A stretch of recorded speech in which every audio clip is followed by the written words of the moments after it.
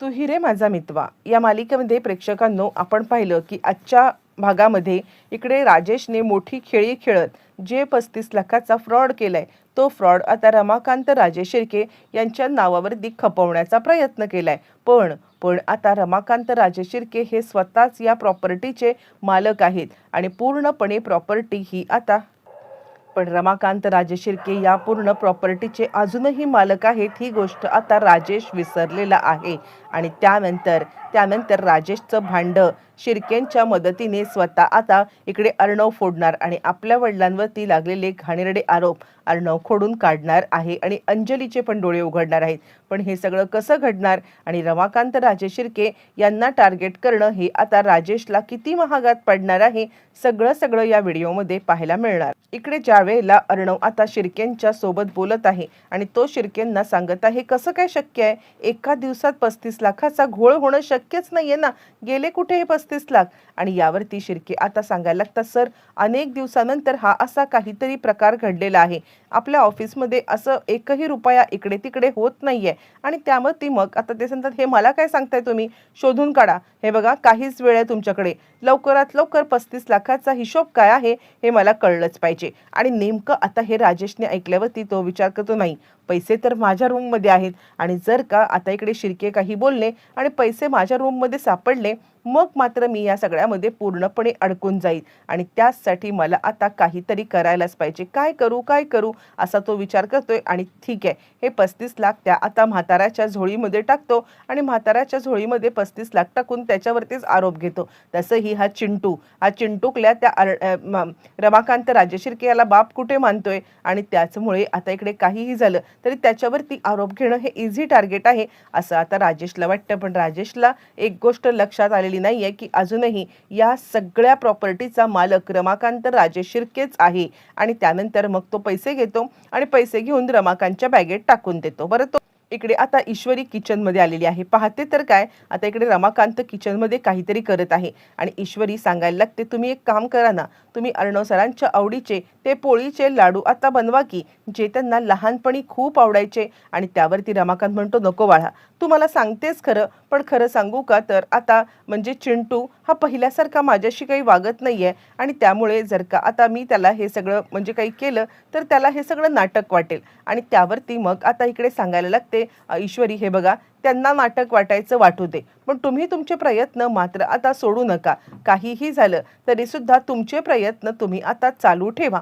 आणि असं म्हटल्यावरती मग आता इकडे ते सांगायला लागतात पण यावरती ती सांगायला लागते पण वगैरे खरंच काही बोलू नका, तुम्ही आता एक काम करा तुम्ही चिंटू सरांसाठी म्हणजे अर्णव सरांसाठी लाडू बनवा। इकडे आता पोळीचे लाडू बनले जातात आणि छानपैकी पोळीचे लाडू बनवून आता इकडे घेऊन येतात ते म्हणजे अर्णवसाठी। आणि आता ईश्वरी सांगायला लागते सर बघा तुमच्या आवडीचे छानपैकी लाडू बनवलेले आहेत।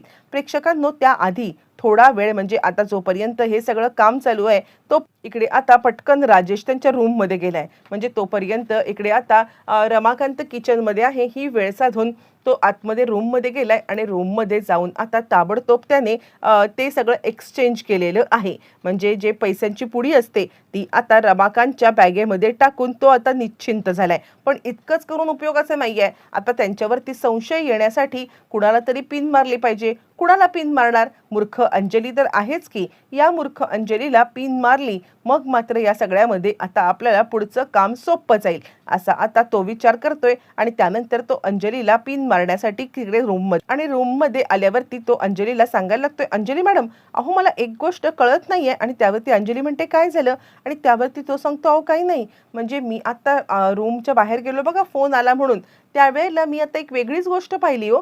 त्यावरती ती म्हणते कसली गोष्ट, आणि त्यावरती तो सांगायला लागतो अहो काही नाही, म्हणजे तुमचे बाबा आहेत ना, यावरती अंजली चिडते आणि नाही ते माझे बाबा वगैरे कोणी नाही आहेत, हे बघा तुम्ही सगळं विसरला असाल पण आता मी या सगळ्यामध्ये काही विसरणार नाहीये, माझ्या लक्षात आहे ना त्या माणसाने आमच्यासोबत केलेला प्रकार, आणि त्यामुळे एक गोष्ट लक्षात घ्या ते माझे बाबा वगैरे काही नाही आहेत, तुम्ही नका इतके साधे बनू, पण काय करत काय होते ते।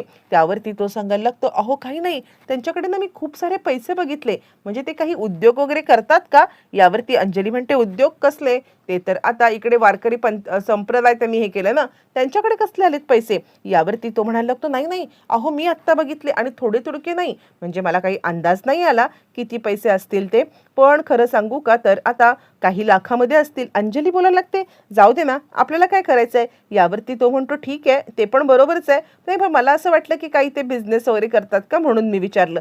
यावरती आता अंजली सांगायला लागते, नाही तसं काही नाहीये, पण मग हे पैसे?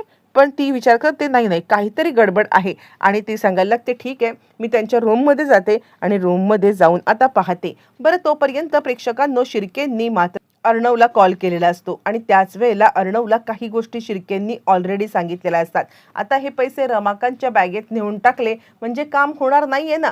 मुळातच रमाकांत ऑफिसमध्ये जातच नाहीये, तर रमाकांत ऑफिसमधून पैसे, ते पण 35 लाख, त्याला कोण देणार किंवा काढण्याचा प्रयत्न कोण करणार आहे?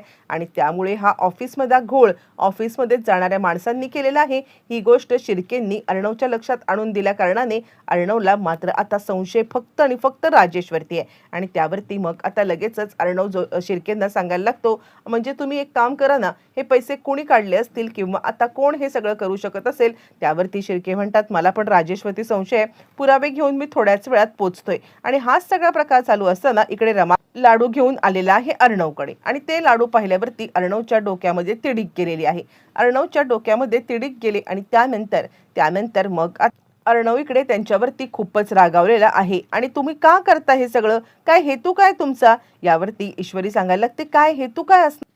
बाबा आहेत तुमचे, त्यांना तुमची काळजी वाटते आणि याच कारणासाठी ते आता स्वतःहून इकडे आलेले असताना तुम्ही त्यांच्यासोबत असं कसं वागू शकता? आणि त्यावरती अर्णव सांगायला, पण ह्यांना कळत नाहीये का की मला ह्यांच्याशी अजिबात बोलायचं नाहीये, मला ह्यांच्याशी बोलण्याची अजिबात इच्छा नाही, तरी सुद्धा का ते माझ्या पुढे मागे करत असतात? आणि त्यावरती ईश्वरी चिडते आणि ईश्वरी सांगायला लागते, असं काय करताय तुम्ही?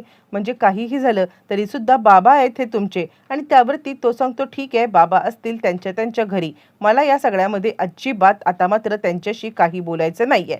असं म्हटल्यावरती प्रेक्षकांनो मात्र आता हे सगळं होत असताना बाबांना खूप वाईट वाटते. पण तितक्यात आलेली आहे ते म्हणजे आता इकडे अंजली मोठ्या तोऱ्यामध्ये आलेली आहे आणि मी तुला सांगते काय ह्यांचा हेतू आहे ते.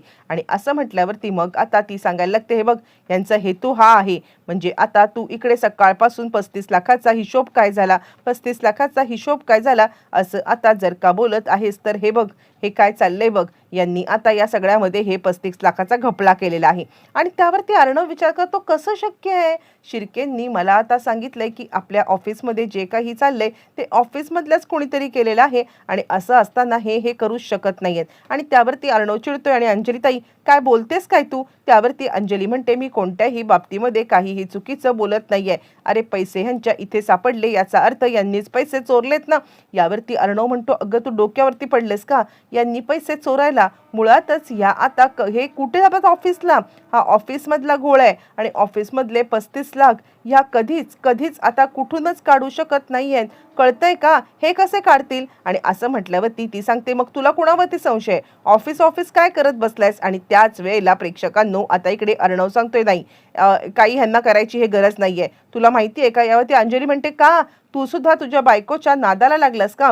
म्हणजे आता तुझी बायको तुला जे सांगेल ते ऐकत बसणार आहेस का तू?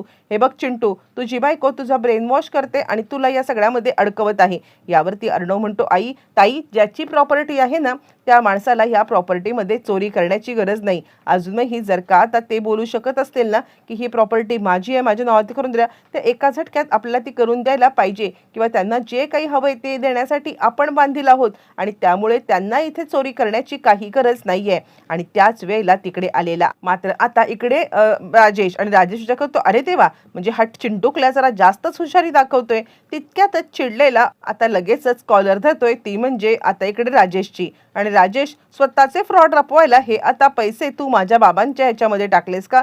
तुला काय वाटतंय मी आता तुझ्या या भूलथापांना बळी पडेन आणि तुझ्या या सगळ्या भूलथापांना आम्ही सगळे हे करू? अरे मला शिर्केंनी ऑलरेडी सांगितलेलं आहे, शिर्केंनी मला सांगितलंय की तू या सगळ्यामध्ये फ्रॉड केलेला आहेस आणि त्यानंतर ते फ्रॉडचे पैसे घरी आणलेस. घरी आणल्यावरती माझ्या बाबांना अडकवण्याचा प्रयत्न करतोयस. लाज नाही का वाटत तुला? असं म्हणत चिडलेला अर्णव आता इकडे राजेशवरती अंगावरती धावून जातोय आणि एका झटक्यात त्याने आता सगळ्यांच्या समोर कशा पद्धतीने राजेशने फ्रॉड केला किंवा राजेशने फ्रॉड करून कशा पद्धतीने मात्र आता हा सगळा प्रकार केलेला आहे, हे सगळं आता समोर आणले आणि एका झटक्यात अंजलीचे डोळे उघडलेत आणि ठामपणे आपल्या वडिलांच्या बाजूने उभा राहिलाय. राजेशची ही खेळी तर संपलेली आहे किंवा ही खेळी तर हरलेला आहे, पण इथे राजेश आता कोणत्याही ह्याच्यामध्ये त्याची स्मृती गेलेली नाहीये, ही सुद्धा गोष्ट समोर आलेली आहे.